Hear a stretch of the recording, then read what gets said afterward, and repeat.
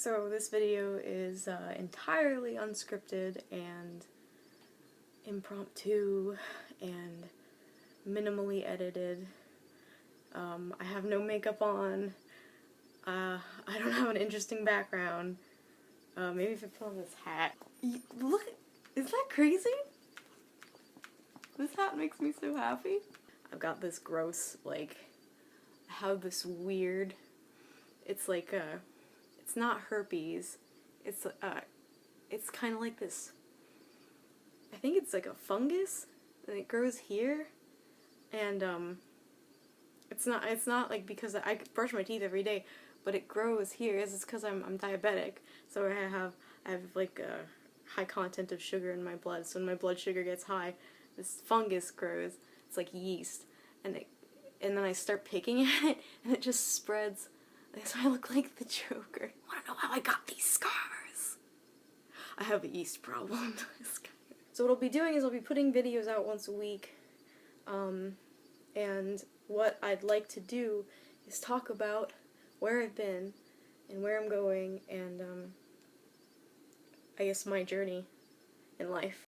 I didn't really think about what I was gonna say or how I was gonna say it, so you'll have to excuse if I have these weird editing chunks and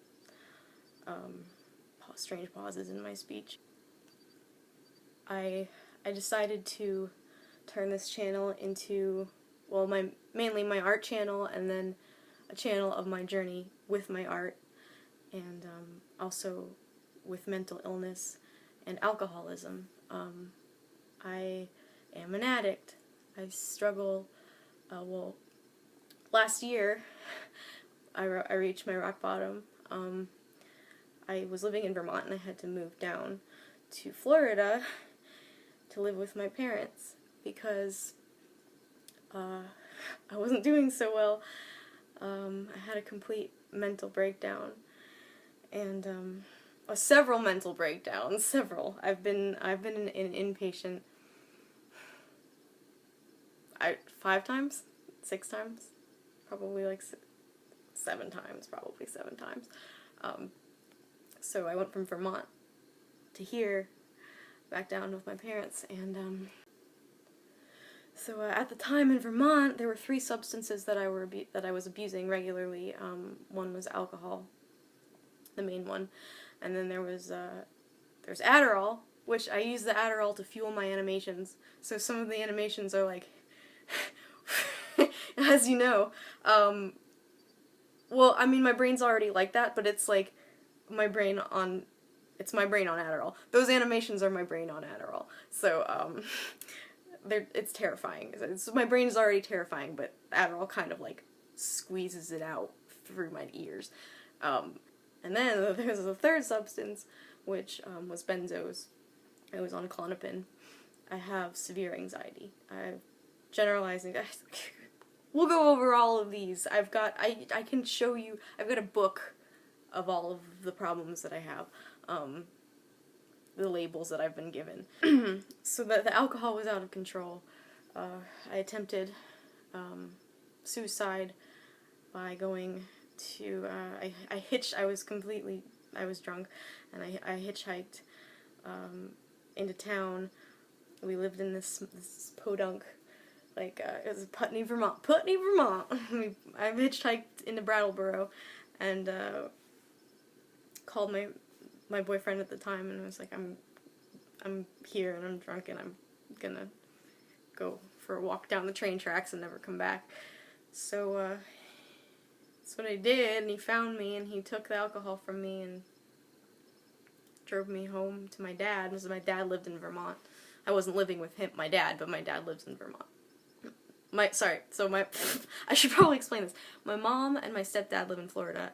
My dad and my stepmom live in Vermont, and they all get along. It's all fine. It wasn't always that way. So, my boyfriend drove me to my dad's, and then they called the retreat there, and I had to be put in inpatient, and shortly after, they bought a plane ticket, and I went back down to my mom, because my dad and my stepmom don't have the resources to help me, but my mom and my stepdad do, so So here I am. I've mainly been doing commission work. But when I first got here, I was going through the withdrawals of the Adderall, and I had already came out and said that I'm misusing Adderall and I'm misusing benzos, but I was still drinking. I was still denying that alcohol was a problem, but that was the main problem. So I was drinking while I was here, and I was getting mental help, but I was drinking while I was going to the group therapy, which is completely contradictory because that was the problem. That was the main problem. That was the thing keeping me from getting better, at least. So, almost exactly 1 year ago, in February, my grandmother died, and she's not my biological grandmother. All of my other grandparents I never got to know because they died before I was forming memories. So Grandma Melinda, she was my grandma. For all intents and purposes, she was, the grandparent figure in my life. And, so this was 1 year ago. I was sleeping in my bed, and where else would you sleep? I guess sometimes I sleep on the couch because the bed's uncomfortable, but, I was sleeping, and I wake up, and I hear my mom running through the house, saying, "I'll be right there, I'll be right there." And I go out, and I was like, what's happening? Because she was frantic. And she's like, "Grandma Melinda had a stroke." And I was taken aback. What do you do? And she's like, "Do you want to come with me? Do you want to come with me? She's in the hospital." And I said, "No, I can't deal with that." So she went to the hospital, and she was alive, and she was communicating with sign language, and she was writing stuff down, and they said she kept writing coffee because she wanted coffee. She didn't realize she had a stroke. I never went to visit her, and actually we got to the hospital. I was still drinking, so I was drinking heavily, and we got to the hospital, and I had a panic attack in the hospital, and then I was hospitalized in the hospital for having a panic attack before going to see my grandma who had a stroke. And then I never got to see her, and then the day after that, she died. It was so unexpected. Usually when you, maybe not usually, but old people, you're getting old, you can accept that if someone has a terminal illness, there's still a lot of grief, there's still a lot of struggle and sadness and pain, but you can go through the process slowly. It's not just a slap in the face. With this, it was like, oh, she had a stroke. She's gonna live. Oh, the hemorrhaging was too much. She died. All within a matter of days. So, so after that, I was drinking. I'm a binge drinker, so I would go weeks just chugging down. I'd buy flasks. I'd buy flasks because I'd convinced myself that if I bought it in a smaller amount, then I wouldn't have as big of a binge and I'd be fine. So I would down the flasks, and then I'd go get more flasks. I would drink the flask in 3 days, and then go get another flask, and get drunk again.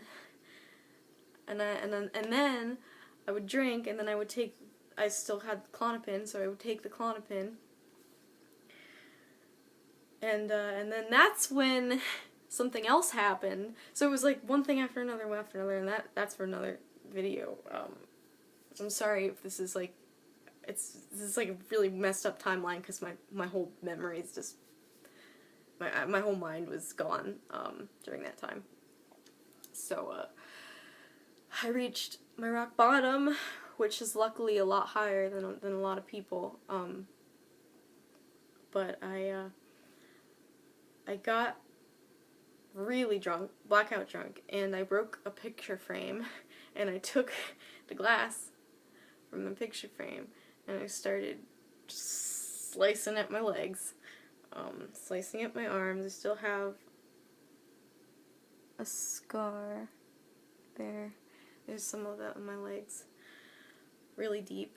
I'd never cut that deep before. And my mom, I locked the door, so my mom was banging on the door, and then my stepdad broke the door, and I was in a puddle of my own blood, and they called the ambulance, and I was Baker acted. So what happened was a week before my grandma died, I had a panic attack in Publix, which is a shopping center in the southeastern district shopping center, southeastern U.S. shopping, whatever. Publix is like a Winn-Dixie or like a Piggly Wiggly or whatever. What do they have up north? Hannaford's. So, my blood sugar dropped down to 30. I'm a type 1 diabetic. And I was riding my bike to Publix and it dropped down to 30, so I called, and the only person who could come and get me was Grandma Melinda. So she came and she got me. And we watched Abington, what is it? I don't remember the name. Was it Downton Abbey? We watched Downton Abbey. Is that the name? I'm not gonna look it up. And she was explaining all the characters, and she's such a vibrant woman, and she's like telling me the whole, so she's getting all excited about that. She's so invested in the characters, and then before she left, she said, we were talking about my alcohol drinking, and she said, you know, your grandpa, because she's married to my pop, my mom's dad, and she said he joined AA and he was sober for 10 years before he died. So you should look into that. And I said, yeah, Grandma. And then, so fast forward, I was an inpatient, and,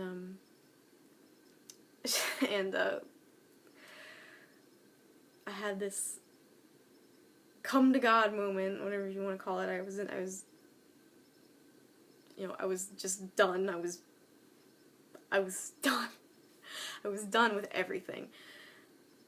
And I just was laying in the bed there, and I was like, is this how Grandma would have wanted this to happen? Am I doing what Grandma would have wanted for me?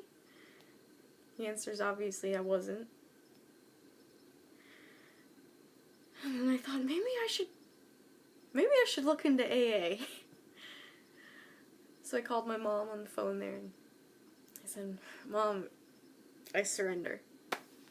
I have a drinking problem. I have a lot of other problems. My main problem, my drinking. I can't get better. I want to get better. And so, she's like, alright, fine. You'll go every single day of the week. You get out, I'll drive you. So that's what we did. I joined AA. We went every day for several weeks. I found a really good group, and I got a phenomenal sponsor, the best I could have gotten, and I haven't had a drink for almost a year. It'll be 1 year on March the 4th. So, that's awesome! And here I am. And I may look crazy still. Well, I still am crazy. But I'm getting better. And one of the things that I have always wanted to do in my lifetime is help others. And I think there's not enough of that. It's such a limited resource. Authenticity and genuineness and rawness, and just like how many layers do we hide behind? We hide behind so many layers. And every single one of us is going through some sort of pain. Like, every single one of us doesn't know who we are. Every single one of us feels lost. Feels like we can't go on. And one of the things that I want to do through my art and through my animation Even if they're weird and creepy and disgusting, it's like, connect and say, hey look, like, here it is. It gets bad. It gets ugly. It gets heartbreaking. It gets to a point where you don't want to go on anymore. But here I am. I was on the floor. I was bleeding out. But here I am. My sponsor, I guess I have to remain anonymous, but has been through, so everyone in that has been through so much. All kinds of people, doctors, lawyers, businessmen, teachers, construction workers, all kinds of people. Everybody has been through shit. Some shit. And we all handle it in our own way. A lot of us handle it by abusing substances.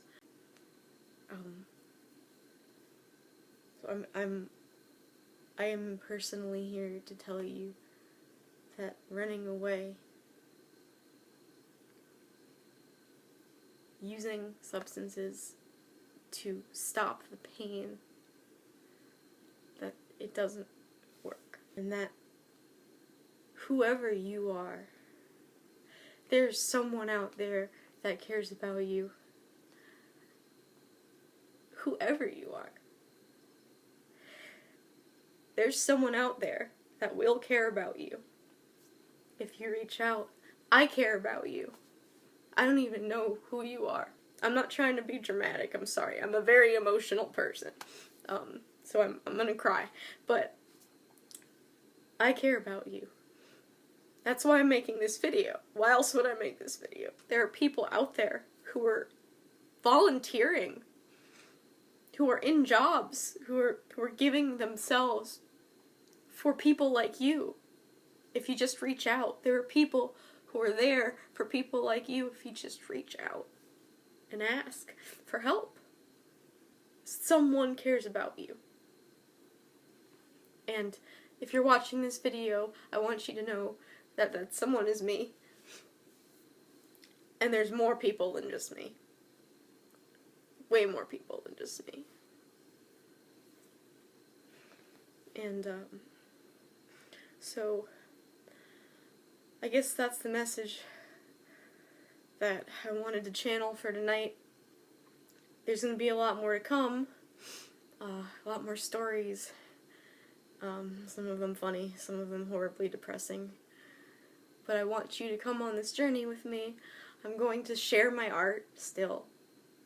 I have an Instagram. You can go to my Instagram. I post art frequently on my Instagram. So if you want to keep up, probably your best bet with my artwork would be my Instagram. I constantly post sketches and stuff. Little snippets of animations that I'm working on. But I'll try to do that here. And I will continue to post videos weekly.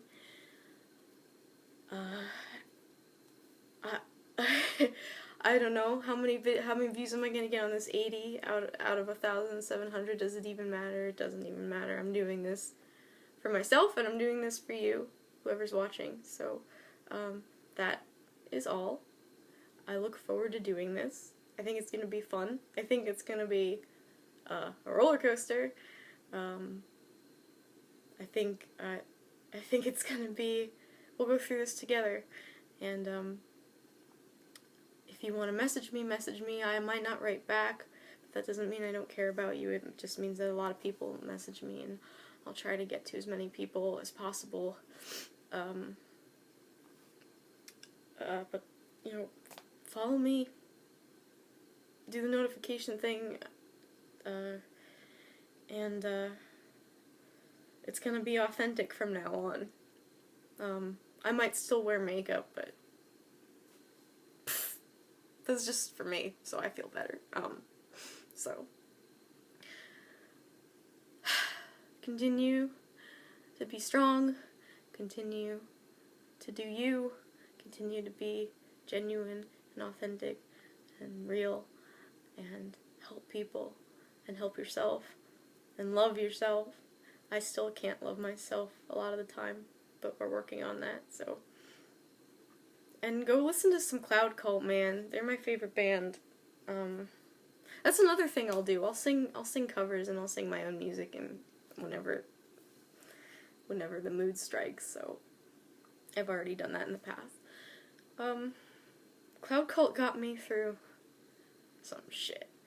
Cloud Cult was there with me when I was at my rock bottom, so go listen to The Seeker. That's their new album.